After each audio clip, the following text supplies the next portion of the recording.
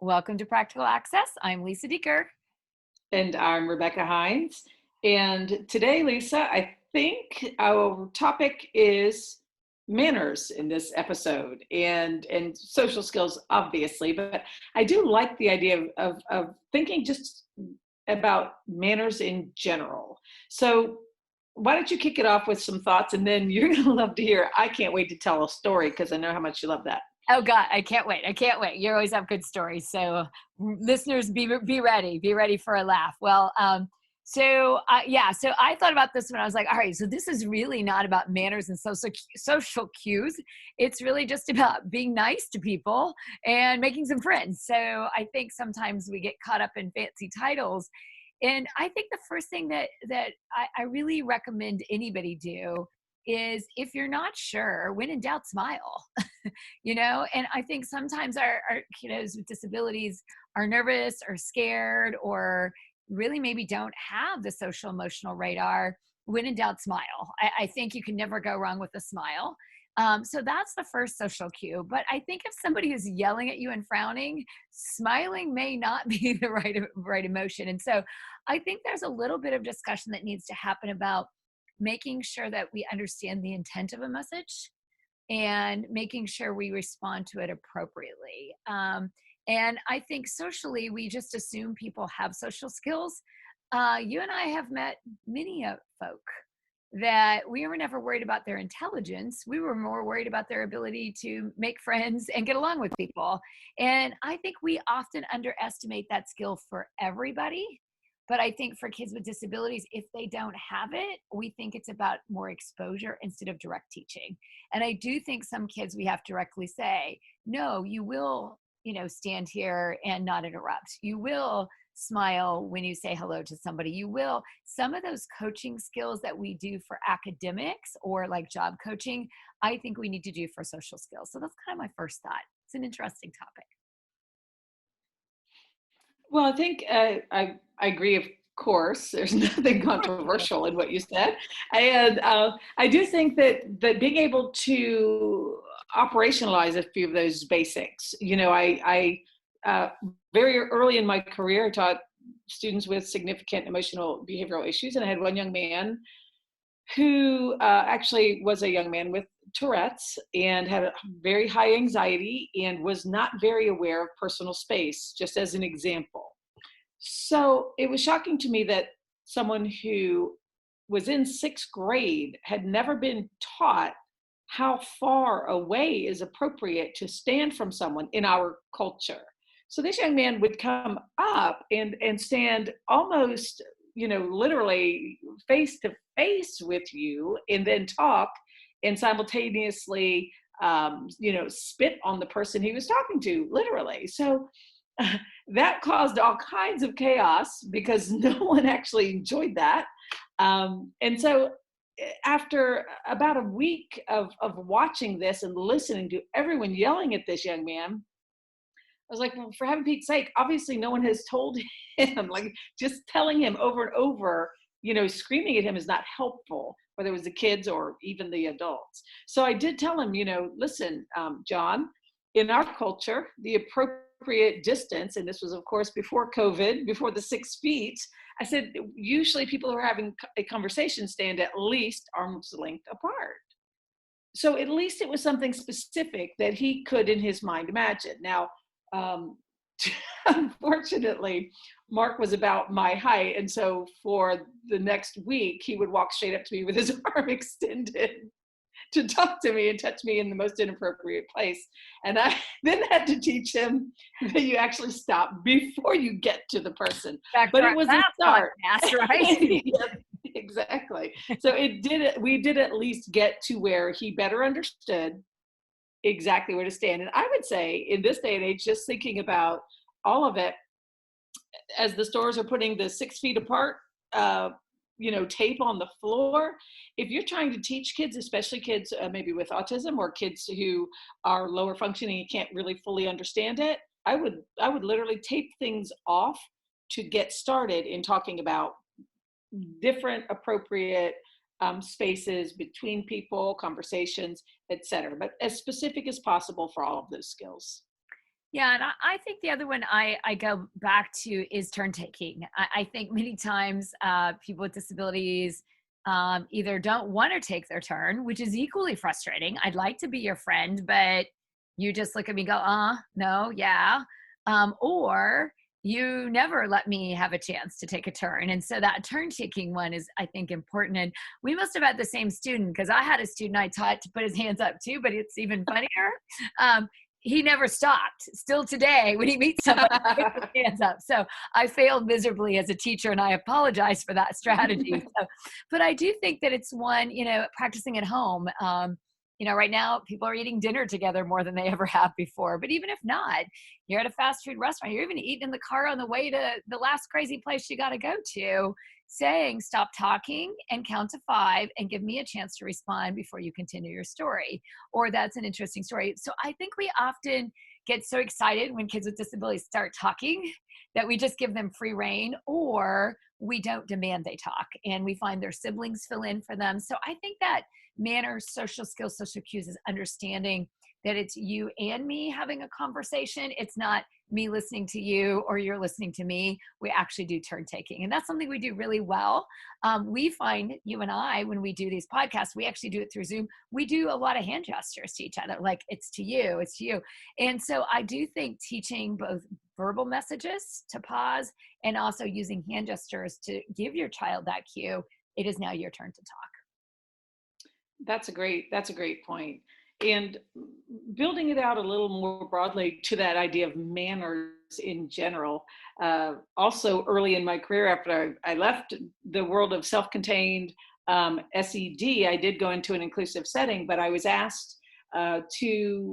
I was asked to lead a remedial reading class that was not just kids with disabilities. It was just middle school kids at our school. And I brought in our university students because I also was working at the university, and we would do tutoring like a lot of people do. So after a semester of my university students doing this tutoring for these kids who were struggling readers, I went to the principal and said, you know what I'd really love to do is to host a little luncheon where we invite these tutors to come and we set a nice table for them and make it feel somewhat formal as a way of thanking them for their time. And the principal said, no, we can't do that. Those kids don't know how to behave. And I said, what are you talking about? And he said, well, they don't know how to behave in a setting like that. It's just going to embarrass us. And I'm not willing to look like that if you have all those kids in there together. And I said, these kids are middle schoolers. If they don't know how to sit down and have a conversation with adults at a table in a more formal setting, then instead of not allowing them to do it, perhaps I should just teach them in advance what it means to sit down and have a conversation with adults at a table. And so I literally had to convince him, every assistant, everyone, to allow me to even do this. And it was so interesting. But of course, anyone who's done this, and Lisa, I'm sure you've done similar things, when I sat down with the kids and said, okay, here's what we're going to do, here's how it's going to look, this is going to be fancier than usual, here are a couple of cue cards of questions that you might ask someone that you don't know well, to show interest in them. We worked on not only conversation, we worked on how do you set the table?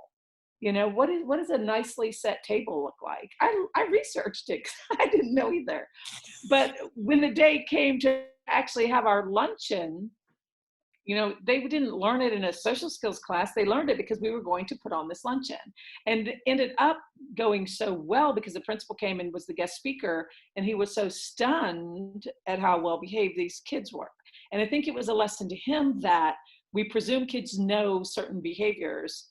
And if they have not been told or taught those things, then I think that's where we go wrong often.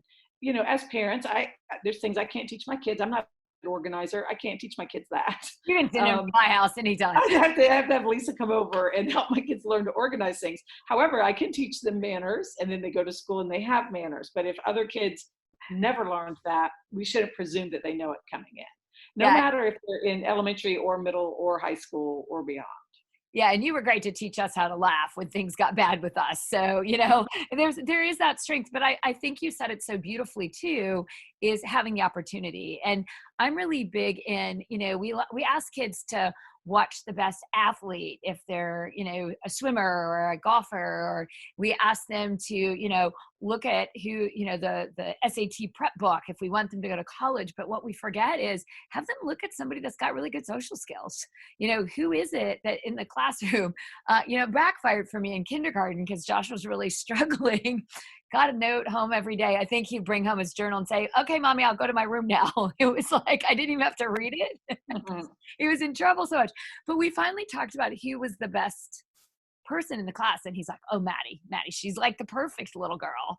And I'm like, well, try to be like Maddie. Well, I got a note the next day that he hit his best friend. And I'm like, why?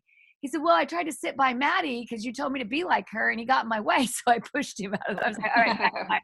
But I like the fact that early on in kindergarten, Josh said, oh, I know what it looks like. And if your kid can't even tell you who in the class they should look like, then maybe you need to have a further conversation with the teacher. Can they see somebody? Can you model that? Can you tell them? And I think too many times we blame kids with disabilities when they don't know. You didn't get to your locker. You didn't say thank you. You didn't say please. Well, maybe I don't know to say please. Maybe I don't know to say thank you. And again, instead of getting upset, the best opportunity is to say, oh, thank you for thanking me. All of a sudden there's this, and again, it's a hidden message, but you say, yes, I'm waiting for you to thank me. And that long pause. And I think as parents, we often get upset instead of being very direct about manners. We expect this. And do remember, manners are cultural. The manners at church A are different than church B. The manners at club A is different than club B. The manners at your house and my house are pretty laid back, but I bet some other houses that you've been to, there's a whole different level of manners. And so also social cues and manners are contextualized. That's why your kids have to have a lot of experience, and that coaching can't just be, this is how you act at school. This is how you act in these 5 venues, and really coaching across those venues, I think, is important too. Absolutely. And you mentioned kindergarten. My one message for preschool and kindergarten teachers would be to really think about customizing those goals for kids. And I don't know if I've told this story on our podcast in the past, but when my daughter entered kindergarten, after 2 weeks, she came home and said, Mom, can I give Donnie some of my points in class? And I said, what are you talking about? She said, we have a point system and he never gets to pull from the treasure box. And so I went into her teacher just to ask, and she had a fantastic teacher, and said, tell me how the kids earn points in here. And she showed me the chart, and you sit in your seat and you talk nicely to others and you do all of these things. And if they do it, they get a sunshine and that equals X number of points. And if they do it sometimes, they get a cloud and get some points. And otherwise you get a thunderstrike and you get no points. And so apparently Donnie never earned points and was constantly the thundercloud. And I said, can you show me what exactly how you define this? And when she showed me, it was, I went back to that. Oh, talks nice to others, stays in. I said, the problem is that you are rewarding my daughter for things that I taught her. My daughter talks nicely to other people because she learned that from me, and I talk nicely to other people. She didn't learn it from you. Kindergarten just started. So you are giving her points that she doesn't need for something she already knows. Again, give her points if she organizes her desk because her mother never taught her that. But why not give Donnie, some training in whatever it is? Because he obviously came to you not understanding fully what it means to talk nicely to others. And because this was a great responsive teacher, she totally heard that, and she did change and she did customize her goals. But I think until sometimes somebody explicitly tells us that, it's hard to remember, wow, kids learn this before they get to us in school. So take a minute, let's make sure they have the skills before we send them on to the next grade. Yeah. And my last little tip here would be, read, rate my teacher, rate my professor, talk to neighbors, find out those hidden social cues that your kids' teachers are going to give that your child may or may not read. I still remember Josh had a late night legal studies class that he had to pass for his major with a professor from 7 to 9 after he'd had a 7 a.m. class, a 11 to 1 class, and a workout from 4 to 7. And he goes, Mom, I'm not going to make it because this guy, if I fall asleep, I'm done. He said, I won't be able to do better in a C anyway. I said, well, what's your strategy? And he literally, because he knew, the minute he met the guy, he's like, all I have to do is stay awake and he'll give me a C because he's a nice guy. He's going to lecture and I'm going to fall asleep. So he set his Apple Watch, again, kid of privilege, I get that. And every 5 minutes it would buzz to make sure he was awake. But he knew the social cue to go to college was, for this guy, you got to stay awake. For the other 7 a.m. class, you had to be there 5 minutes early or you were late. Those are two very different social cues. And I think it's the nuances of those, and we see that in college all the time, that get students in trouble. When they don't understand the nuance of the social message of the professor, of the teacher, it starts to be other things that start to get in the way. So remember, talk to, past students, talk to your neighbors. And I don't really love rate my professor or rate my teacher, but it does give you some hints, like tests are important, or this person likes for you to stay for office hours, and talk to them and develop a relationship. Teach that to your child at whatever stage they are in life, to use that as my final tip. Absolutely. And be specific and explicit in what you want a child to be able to do. Don't wait for them to guess. If you want them to say something a certain way, be sure you've told them to say it a certain way. And I think if we can start being specific and start chunking some of these skills instead of expecting everyone to have them all at once, if we can chunk them and teach them incrementally, I think that's going to help those kids who are coming to school in particular that without those skills as background knowledge. All right. Well, thanks for joining us for this session on manners, make some friends, and have some social cues. So please send us a tweet at Access Practical, and we look forward to your questions.